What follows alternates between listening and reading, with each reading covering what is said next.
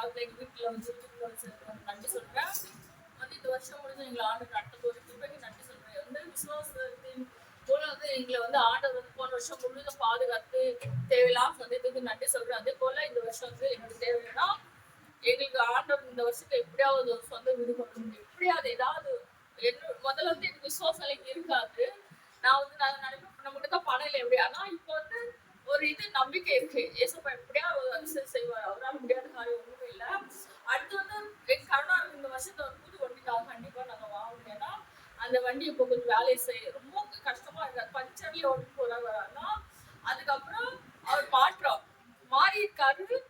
ஆனா இன்னும் கொஞ்சம் முழுமையாக அவர் ஆண்டுக்குள்ள வரணும். அவருக்குள்ள இன்னும் கொஞ்சம் குணங்கள் இருக்கு. அந்த பழைய குணங்கள் முதியோட சாபத்துல இருந்து அவர் விடுதலை பண்ணணும். அதே போல எனக்காக நீங்க ஜாப் பண்ணீங்க. என்னோட சுகர் நார்மலா இருக்கணும். எனக்கு வந்து அவ்வளவு சுகர் இருந்தாலும் ஆண்டு என்ன பலத்தை கொடுத்து வேலையில செய்யறதுக்கு எனக்கு பலத்தை கொடுக்குறாரு. என்னமோ என்ன வந்து எவ்வளவு பலன் இருந்தாலும் ஆண்டு எனக்கு அது நன்றி சொல்லுவேன். சுப்பா எனக்கு நன்றி. அதே போல என் கால் பூர்ணமாக சுகமாகி நான் வந்து கீழே தரலையா உட்காந்து எந்திரிக்கிற மாதிரி ஆண்டு வந்து என் காலம் முழுமையாக சுகப்படுத்தணும்னு எனக்கு ஜாப் பண்ணுங்க.